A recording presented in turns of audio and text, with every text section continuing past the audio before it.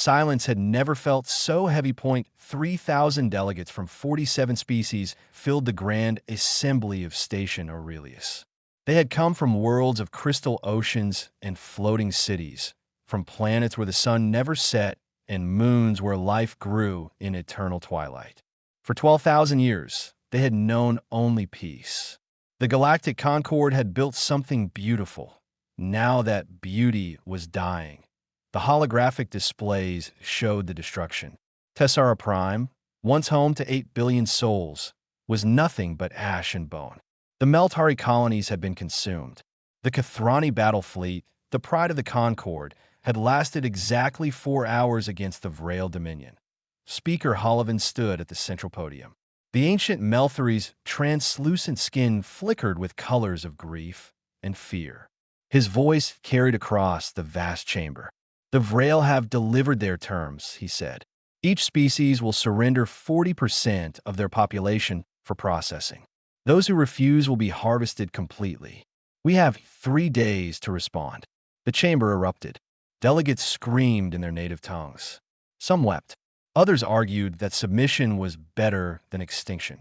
A Felisari representative collapsed and had to be carried away in the far corner of the assembly. In a section so small it was often forgotten, sat the human delegation. Ambassador Yuri Volkov watched the chaos with calm eyes. Beside him, his 2 aides exchanged nervous glances. "Sir," one whispered, "what do we do?" Volkov said nothing. He simply watched. A young Felisari scientist named Tinsura approached the human section. Her fur was matted with stress, and her tail twitched with anxiety. She had studied humans for years, fascinated by their strange history. Now, she needed to understand something. "Ambassador," she said quietly, "why are your people so calm? Do you not understand what is happening?" Volkov turned to her with a slight smile. "We understand perfectly. Then why are you not afraid?" The old diplomat considered the question. "Do you know about wolves, Tinsara?" She shook her head. "On Earth, there are creatures called sheep. Gentle things. They eat grass and fear everything. Then there are wolves. They hunt the sheep." He paused. "But there is a third creature. One that hunts the wolves. Protects the sheep.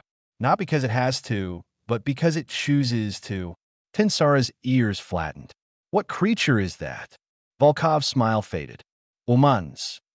The assembly continued for hours. Eventually, the vote was called. 31 species voted to accept the Vrail's terms. 15 abstained, 2 paralyzed by fear to choose. Humanity voted no. Nobody noticed. The surrender was formally accepted by majority rule. Speaker Holovan announced that representatives would be sent to negotiate the processing schedules. Several delegates actually looked relieved. At least the waiting was over. Then Volkov stood. "I invoke Protocol 7 of the Founding Charter," he said. His voice was not loud, but something in its tone made the chamber go quiet. The right of any member species to address the full assembly on matters of existential importance. Holovan blinked in surprise. "Ambassador, the vote has concluded. What purpose would this serve?" "Indulge an old man," Volkov said. "I have never spoken in this chamber. Allow me this one moment." The assembly murmured. Some were curious. Most were simply too exhausted to object. Holovan gestured for him to proceed. Volkov walked slowly to the center of the chamber. He looked around at the thousands of faces watching him. Prey species, all of them. Creatures who had evolved on gentle worlds, who had never known true predators, who had built a civilization on the assumption that the universe was fundamentally kind. 12,000 years, he began. That is how long your Concord has stood. You have achieved something remarkable. Peace, cooperation, a galaxy united. He paused. And now, when the first true test arrives, you choose to kneel. Murmurs of offense rippled through the crowd. Humanity has been part of your Concord for 80 years.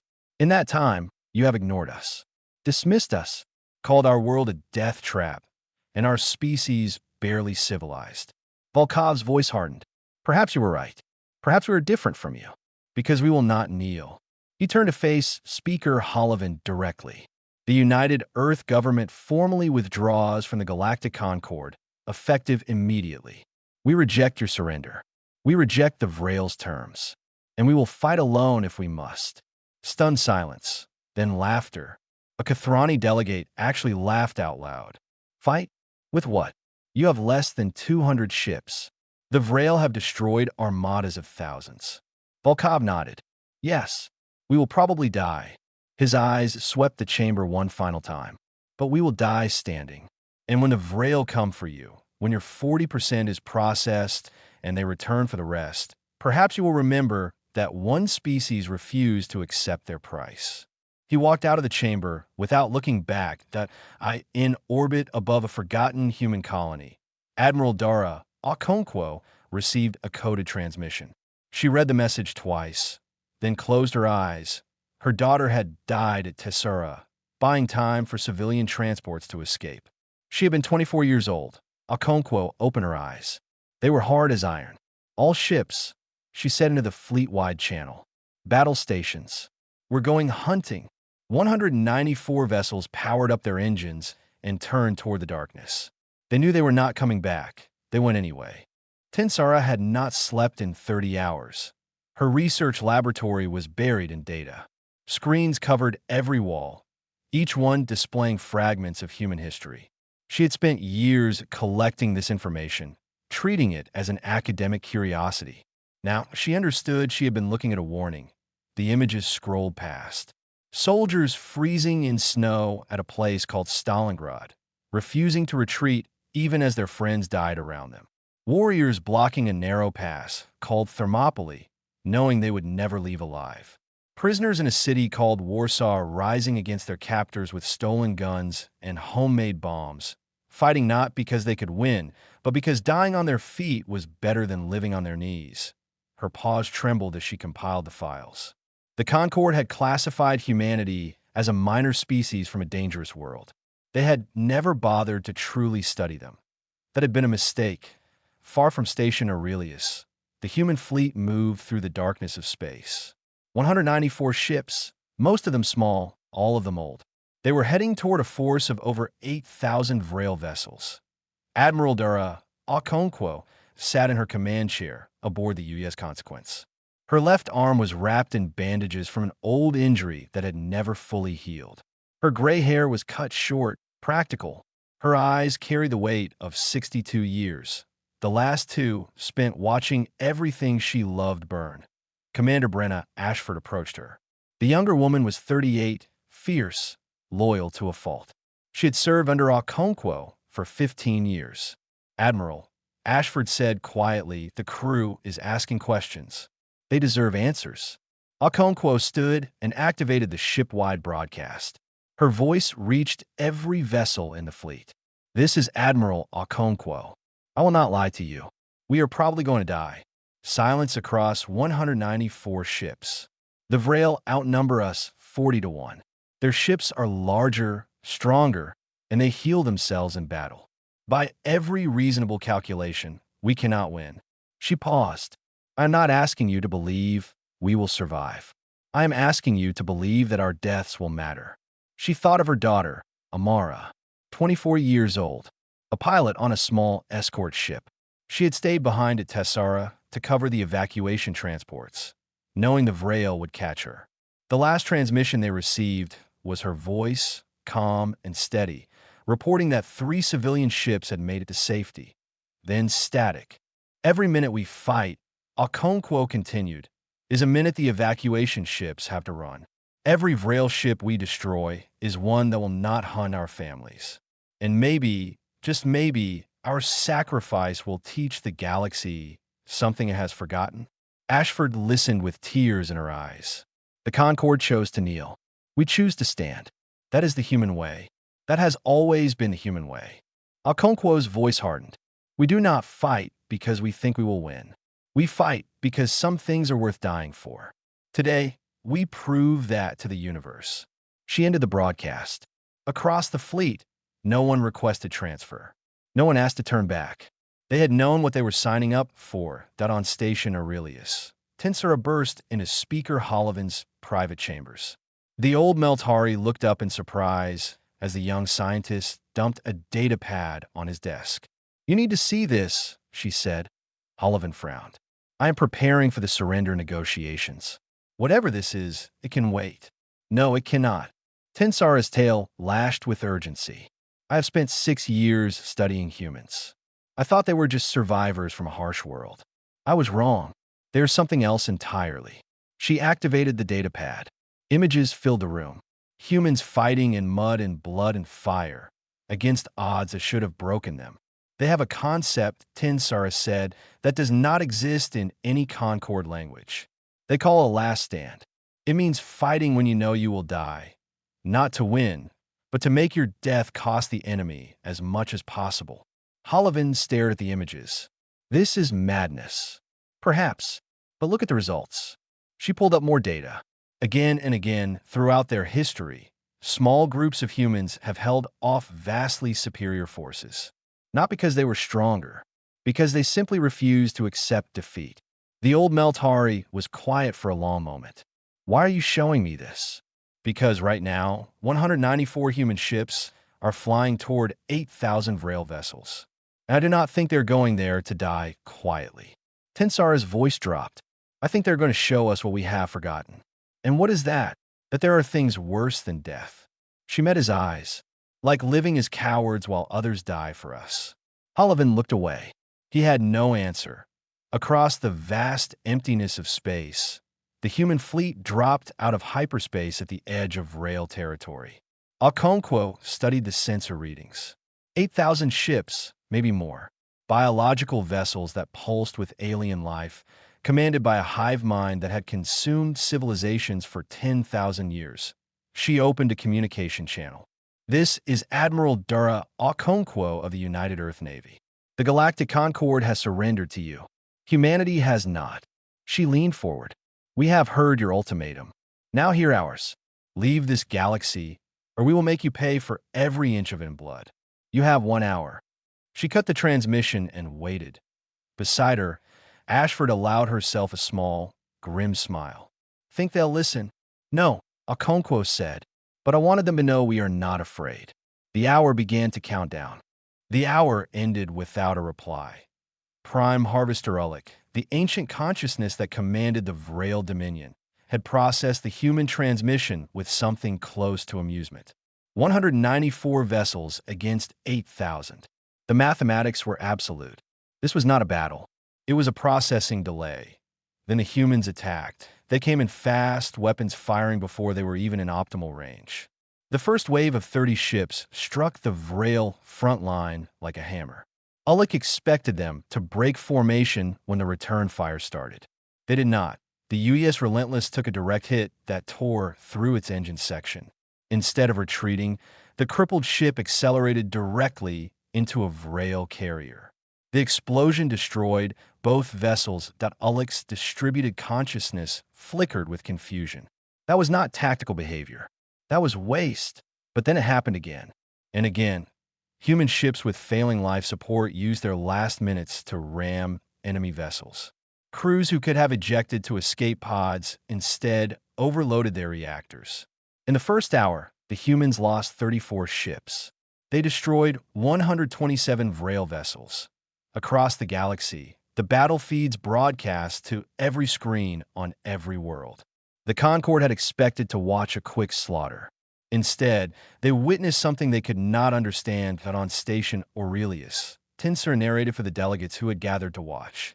Her voice was steady despite her trembling pause. The humans call this a fighting retreat, she explained. They're not trying to hold territory. They're trying to make their deaths as expensive as possible. She pointed to the tactical display. See how the damaged ships move to the front? They're using themselves as shields so the ships with weapons can keep fighting longer. A Kathrani delegate shook his head. This is insanity. Why not surrender and save themselves? Tensara looked at him with something like pity. Because to them, there are worse things than dying. Hours passed. The human fleet shrank, but the Vrail losses climbed higher than any battle in recorded history. Commander Ashford led her destroyer, the UES Defiance, into the heart of the enemy formation. Her ship had taken critical damage. Engines were failing. The hull was breached in 6 places. She ordered her crew to the escape pods. They refused. Pods will just get harvested, her first officer said. "We stay with you." Ashford did not argue. She knew he was right. Together, they overloaded the reactor and aimed for the largest Vrail ship they could reach. Her last transmission was simple. "Tell Okonkwo we will save her seat." The explosion took out 3 enemy vessels. Ulik was experiencing something unfamiliar. The Vrail had consumed over 100 species. They had faced resistance before, but it always followed the same pattern. Initial defiance, growing fear, eventual collapse. The will to fight would break long before the ability to fight. The humans were different. 12 hours into the battle, they had lost 89 ships. Over half their fleet was gone. By every calculation, they should have scattered. Their formation should have collapsed. Their morale should have shattered. Instead, they fought harder. The remaining ships had reorganized into tighter groups. They were protecting each other now, wounded vessels covering healthy ones striking deep into Vrail formations. The kill ratio was absurd. The Vrail had lost over 400 ships. For the first time in 10,000 years, Ulik felt something that might have been doubt that on Station Aurelius. Speaker Holovan watched in silence. Beside him, thousands of Concord delegates stared at the screens. Many were weeping. A young Kathrani child tugged at her parent's arm. "Why are the humans dying?" she asked. The parent had no answer. Tinsara spoke softly. "They are dying because no one else would fight for us." The words hung in the air. Holovan felt them like a knife in his chest. He had led the Concord for 200 years. He had built alliances, negotiated treaties, maintained peace through wisdom and patience. He had believed that civilization meant rising above violence, that strength came from cooperation rather than conflict. Now he watched primitive beings from a death world throw themselves in a fire for people who had dismissed them as savages. The shame was unbearable. 18 hours into the battle, the U.S. consequence was badly damaged. Okonkwo had shrapnel in her arm. Her bridge crew was half dead. 60 ships remained. She received a transmission from Ulik. The Prime Harvester was attempting direct communication for the first time. "Why do you continue?" the alien voice asked. "Your defeat is certain. Your species will be processed regardless. This resistance serves no purpose." Okonkwo stared at the screen, showing the Vrail swarm. So many of them. So few of her people left. "You asked the galaxy to step forward and accept your price," she said. "This is our answer. Your answer is death. Our answer is that some things are worth dying for." She cut the transmission and turned to her remaining crew. "All ships, prepare for final assault. We are going for the command vessel." Nobody hesitated. 60 human ships turned toward the heart of the Vrail fleet. They knew they would not survive. They went anyway, because that is what humans do. Something was happening that the galaxy had never seen. A Kathrani captain named Doran stood in the docking bay of Station Aurelius. His personal shuttle was small, barely armed, designed for diplomatic transport. He had lost his entire fleet at the Second Battle of Tessara. He had voted for surrender because he thought there was no other choice. Now he watched humans die on the screens above, and he could not look away. "I am going," he announced to no one in particular. A Meltari commander nearby turned. "Going where?" "To join them." Doran walked toward his shuttle. "They are fighting for us. The least I can do is die with them." The Meltari stared. Then, slowly, she nodded. "Wait for me. My ship is faster." Across the station, similar scenes unfolded. A Felisari pilot, a Kathrani engineer, a dozen more. They were not soldiers. Their ships were not warships. But they could not sit and watch any longer. Tinsara saw them leaving. She counted 47 ships departing the station within the first hour. Then 100. Then 300. She ran to Speaker Holovan's chambers. "They are going," she said breathlessly. "Individuals from every species. They are joining the humans." Holovan looked older than she had ever seen him. "I know. I cannot stop them. Do you want to stop them?" He was silent for a long moment.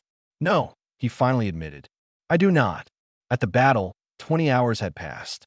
Admiral Okonkwo had 41 ships left. Her tactical display showed the volunteer fleet approaching, but they were still hours away. Too far, too late, but she was no longer fighting for victory. She was fighting for something else.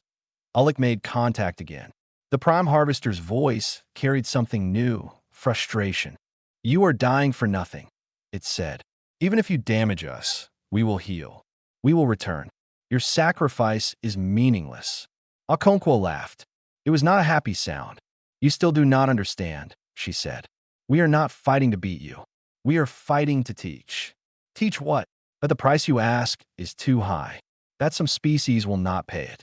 She leaned forward. "And when others see us die standing, they will remember that they can stand too." Ullek processed this. The concept was alien to the hive mind. The Vrail consumed. The Vrail grew. Individual sacrifice for abstract principles did not compute.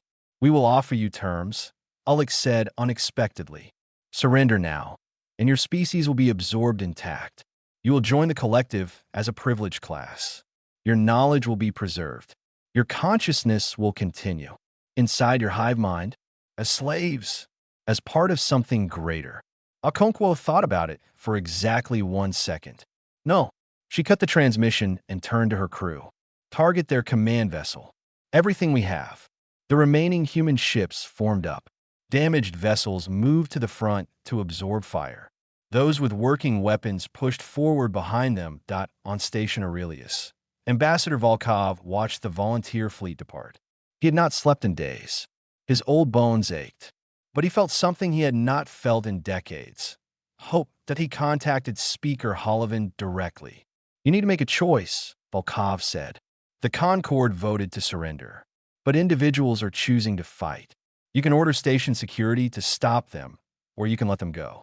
Hollowin's voice was tired. "And if I let them go, then the surrender vote becomes meaningless. You cannot surrender a people who refuse to stop fighting. The Vrail will destroy us all." "Perhaps." Volkov's eyes were calm. "Or perhaps they will learn what humanity is teaching them right now. That some prey fights back." Hollowin made his decision. He issued no orders to stop the volunteers. Ships continued to leave the station. Tinsura had another idea. She began broadcasting on all channels, showing the battle to every world in the Concord. Not just the tactics, but the meaning behind them. "Watch them," she said. "Watch the humans die. Not because they think they can win, but because they believe some things are worth dying for. Watch them, and ask yourselves, when did we forget how to be brave?" The broadcast reached billions. On 100 worlds, people stopped what they were doing and watched. A Kathrani elder wept openly. "We called them savages," she whispered. Her grandchild watched the screen with wide eyes. "What are they, grandmother?" "They are what we should have been." The human fleet broke through the outer defenses. 30 ships left, then 25. Then 20. Okonkwo could see Ullek's command vessel now. A massive biological construct, pulsing with the consciousness of 1,000,000 absorbed minds. If they could damage it, they could disrupt the entire Vrail fleet. Her tactical officer reported incoming transmissions. Hundreds of them. The volunteer ships were sending messages of support, promising they were coming, begging the humans to hold on. Okonkwo smiled despite everything. "Tell them we see them," she said. "Tell them we know they are coming." She took a breath. "And tell them that whatever happens next, we are proud of them." 23 human ships drove toward the heart of the enemy.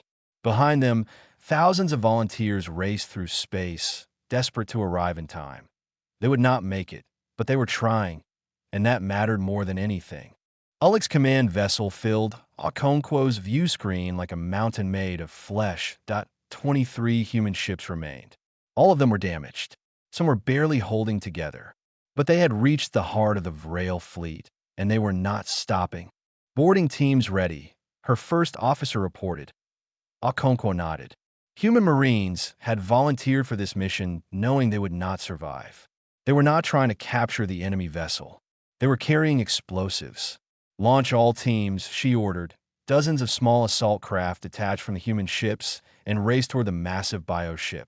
Vrail defenders tried to intercept them, but the remaining human warships provided covering fire. 12 assault craft made it through. Then 8. Then 5. The Marines breached the hull and entered Ullek's vessel. Okonkwo tracked their progress through vital sign monitors. Green lights blinked as teams moved through alien corridors. One by one, they reported reaching their targets. Then the green lights started going red. Rail defenders swarmed the boarding teams. The Marines fought with everything they had, buying time for their companions to plant charges. Each team that fell transmitted the same final message: package delivered. Within 20 minutes, all boarding teams were gone. But the explosives were in place. Ullich's voice came through the communication system. For the first time, the Prime Harvester sounded uncertain. "What have you done?" it demanded. "We have planted charges throughout your central nervous system," Okonkwo replied. "When they detonate, your command vessel will be destroyed. The disruption to your hive mind will cripple your fleet. You will die in the explosion." Okonkwo looked at her crew. They looked back at her. Nobody flinched. "We know," she said. Ullich processed this information. The human strategy was now clear. They had never intended to win a conventional battle. They had sacrificed their entire fleet to get close enough for this single strike. "This changes nothing," Ullich said. "I will reform. The Dominion will continue. Maybe, but will take time." Okonkwo's voice was calm. "And while you are rebuilding, the galaxy will remember what we did here." Far behind the battle, the volunteer fleet was still coming. 3,000 ships now, from dozens of species. Tensura coordinated them from Station Aurelius, guiding them through safe routes. Speaker Hollivin stood beside her, watching the tactical displays. "They will arrive too late," he said quietly. "Perhaps." Tensura did not look away from the screens. "But they will arrive. That is what matters." Hollivin made a decision. He opened a diplomatic channel to the Vrail. "Prime Harvester Ullich," he said, "I am Speaker Hollivin of the Galactic Concord. I wish to inform you that our surrender vote has been formally withdrawn." Silence. "The Concord has no fleet," Ullich replied. "Your defiance is empty. Our military strength is limited, yes, but I offer you something else to consider." Hollivin's voice steadied. "Every species in the Concord possesses technology the Vrail do not have. If this harvest continues, we will transmit our complete technological archives to humanity before you can process us." Ullich paused. This was unexpected. "The humans will inherit 12,000 years of galactic advancement," Hollivin continued. "Every weapon system, every defensive technology, every piece of knowledge we possess. They will become more powerful with every ally you consume. The humans are dying. Some humans. Not all." Hollivin leaned forward. "Earth remains. Their colonies remain. And if you have learned anything today, you have learned that humans do not surrender. They will take our knowledge, and they will use it against you. Forever." Ullich calculated. The Vrail had always used conquered knowledge against their next targets. But this scenario was different. An enemy that grew stronger as it lost allies was an enemy that could never be truly defeated. Aboard the UES Consequence, Okonkwo received a transmission from the volunteer fleet. They were still hours away, but their messages gave her strength. "We are coming," they said. "Hold on." She could not hold on. Her ship was dying. Her crew was dying. But she could finish this. "All ships," she ordered, "retreat to minimum safe distance." Her officers looked at her in confusion. "Admiral, the detonation will destroy everything within 1,000 kilometers. Our surviving ships need to get clear." "That includes us," her first officer said. Okonkwo smiled sadly. "No, someone needs to stay close enough to trigger the charges manually. The remote signal might be jammed." Understanding dawned on their faces. Nobody argued. "Go," she said. "Get the others out. I will finish this." The remaining human ships began pulling back. Okonkwo watched them go. 22 vessels, the last of humanity's fleet, limping away from the monster they had wounded. Her communications officer refused to leave. "I am staying, Admiral," the young woman said. "That is not an order." "I know." She sat back down at her station. "But someone needs to make sure the galaxy sees this." Okonkwo understood. She activated the broadcast system. Across the galaxy, billions watched as the UES Consequence turned toward Ullich's command vessel. "This is Admiral Dura Okonkwo," she said. "Humanity's fleet has been destroyed, but we have accomplished our mission. The enemy will pay." She looked at the detonator in her hand. To the Galactic Concord, do not mourn us. Do not weep for what we have lost. Stand up. Fight. Remember that you have the power to choose your own fate. She thought of her daughter, of Ashford, of all the people who had died today. The price has been paid, she said. Now make it mean something. She pressed the button. The explosion lit up the darkness of space like a newborn star. That Ullek's command vessel came apart in a bloom of fire and shattered flesh. The blast wave expanded outward, consuming everything within 1,000 kilometers. The UES Consequence vanished in an instant, Admiral Okonkwo's final sacrifice complete. Across the Vrail fleet, chaos erupted. The hive mind's central node was gone. Half of Ullek's distributed consciousness had been severed from the other half. Ships that had moved with perfect coordination suddenly turned on each other, their primitive instincts overwhelming the failing command structure. The 22 surviving human vessels watched from a safe distance. They were barely functional, held together by emergency repairs and stubborn will. But they were still there. The volunteer fleet arrived 3 hours later. 3,000 ships from dozens of species poured into the battlefield. They were not warships. Their crews were not soldiers. But they had watched humans die for them, and something had changed inside them. That Tensora coordinated from Station Aurelius. Using human tactical databases she had studied for months, she guided the volunteers toward the confused sections of the Vrail formation. Focus on the isolated groups, she commanded. They cannot coordinate. Strike and withdraw. Do not engage the larger clusters. The Concord species were not natural warriors, but they had numbers, and for the first time in 12,000 years, they had motivation. The battle lasted 2 more days. The Vrail lost over 1,000 additional ships before Ullek's consciousness finally reformed. When the Prime Harvester regained control of the fleet, the mathematics had changed completely. The humans had proven that the Vrail could bleed. The volunteers had proven that others could learn to fight, and more ships were arriving every hour. Ambassador Volkov broadcast a message on behalf of the reformed Galactic Concord. Prime Harvester Ullek, he said, humanity's ultimatum still stands. Leave this galaxy or be destroyed. He paused. But now it is not humanity speaking alone. 47 species add their voices. The Concord that surrendered is gone. Something new has taken its place. Ullek calculated. The Vrail had harvested for 10,000 years. They had faced resistance before, but they had never faced prey that inspired other prey to fight. The mathematics were no longer favorable. For the first time in their history, the Vrail retreated. The Dominion fleet turned toward the galactic rim and disappeared into the darkness between stars.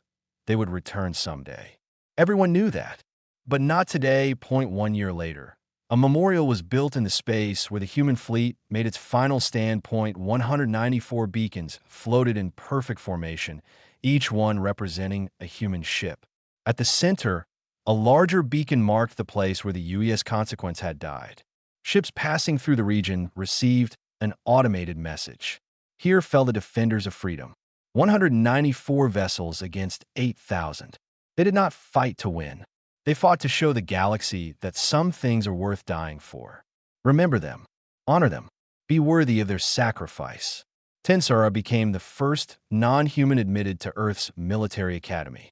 She wrote a thesis on what she called the human art of impossible defiance. Her conclusion was simple. Humanity's greatest weapon was not technology or tactics. It was the ability to decide that defeat was unacceptable. The thesis was translated into every Concord language. It became required reading for a generation of leaders. Ambassador Volkov returned to Earth for the memorial ceremony. A reporter asked him if he had ever doubted whether the Concord would join the fight. He smiled. We did not fight so that others would join us. We fought because it was right. That they joined us anyway is proof that the galaxy was never as lost as it seemed. Speaker Hollivin retired from his position 3 months after the battle.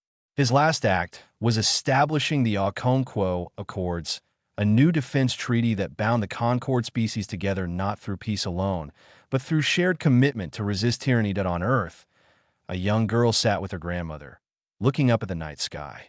The grandmother told her stories about the war, about the admiral, about the 194 ships that saved the galaxy. Are humans really as brave as the stories say? The girl asked. The grandmother thought about it for a long moment. We are not brave because we are special, she finally said. We are brave because we decide to be. And so can anyone. The girl nodded, not fully understanding. But she would remember those words. And one day, when her own test came, she would find the courage her ancestors had shown. The stars shone down on them, bright and peaceful. Somewhere out there, the Vrail were waiting, rebuilding, planning their return. But the galaxy was different now. The species that had learned only peace had remembered how to fight. The prey had become predators, the humans had taught them. And when the darkness came again, as it surely would, the galaxy would be ready. Not because they were strong, not because they were clever, but because they had learned the most important lesson humanity had to offer. Some things are worth dying for, and some people are worth dying with. The memorial beacons glowed in the eternal darkness, silent witnesses to a sacrifice that had changed everything. 194 ships. One impossible standpoint, one species that refused to kneel. That was humanity's gift to the galaxy. That was the price they paid, and it was enough.